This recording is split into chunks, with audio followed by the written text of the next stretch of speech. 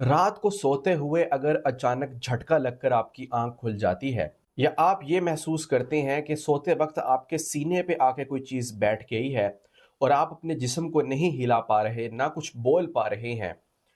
یا پھر آپ کو ایسے لگتا ہے کہ آپ کے پاؤں کو کسی نے پکڑ کے ہلایا ہے اور آپ کو اٹھایا ہے،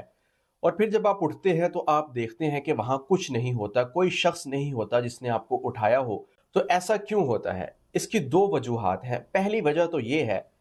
کہ یہ ایک شیطانی حملہ ہو سکتا ہے، کیونکہ جب انسان سوتا ہے تو شیطان طرح طرح سے انسان پر حملہ آور ہونے کی کوشش کرتا ہے۔ کبھی برے خوابوں کے ذریعے وہ انسان پر حملہ آور ہونے کی کوشش کرتا ہے، اور شیطان اس طرح بھی حملہ آور ہوتا ہے کہ انسان کو یہ لگتا ہے کہ اس کے سینے پر کوئی بھاری چیز بیٹھ گئی ہے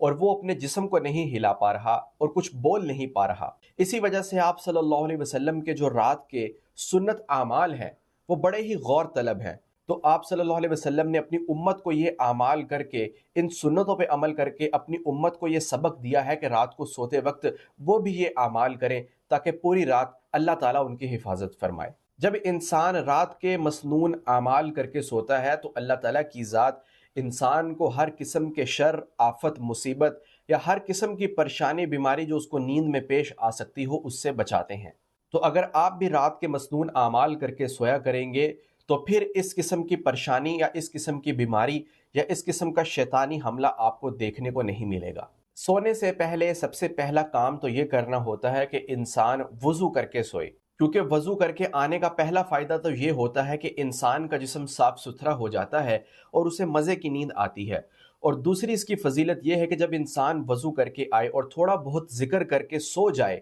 ذکر کرتے کرتے وہ سو جائے وضو کی حالت میں،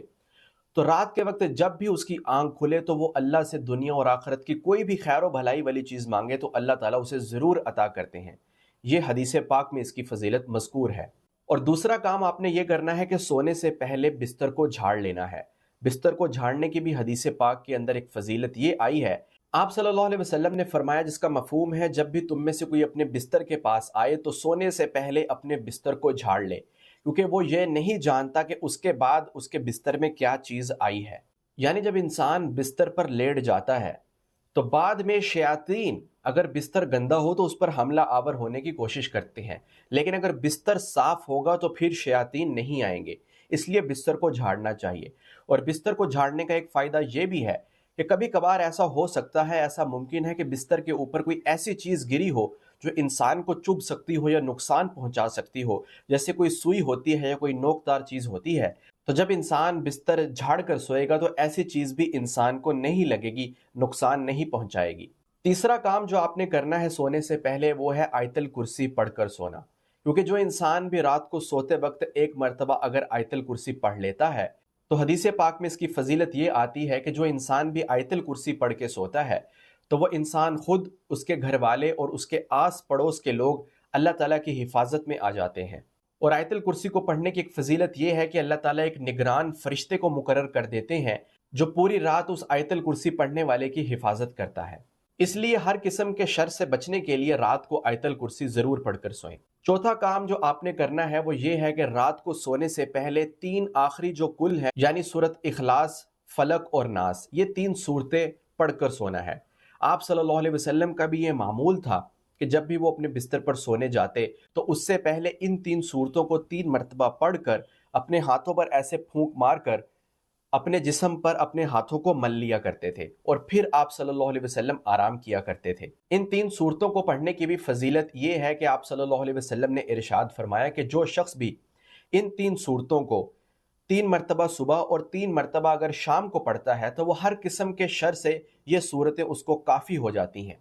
کافی ہونے کا مطلب یہ ہے کہ ہر قسم کے نقصان، شر، بلا، آفت، مصیبت سے اس کو بچانے کے لیے یہ 3 صورتیں کافی ہو جاتی ہیں۔ اگر انسان صبح کو ان 3 صورتوں کو 3 مرتبہ پڑھتا ہے تو صبح سے لے کر رات تک اس کی حفاظت ہوتی ہے، اور اگر رات کو پڑھ کے سوتا ہے تو صبح تک اس کی حفاظت ہوتی ہے۔ اور سورۃ فلق اور سورۃ ناس کی تو فضیلت اور خصوصیت ہی یہی ہے کہ وہ انسان کو حاسدین کے حسد، جادوگروں کے جادو، بری نظر والوں کی بری نظر، ہر قسم کے شر، وسوسے سے بچاتی ہیں۔ 5واں اور آخری کام آپ نے یہ کرنا ہے کہ آپ نے سنت کے مطابق دائیں کروٹ پر سونا ہے اور سونے سے پہلے سونے کی دعا پڑھ لینی ہے۔ اور وہ دعا یہ ہے، اللہم بسمک اموت و احیا۔ جب آپ یہ سارے اعمال کر کے سوئیں گے تو انشاءاللہ آپ کو ایک تو بہت اچھی نیند آئے گی،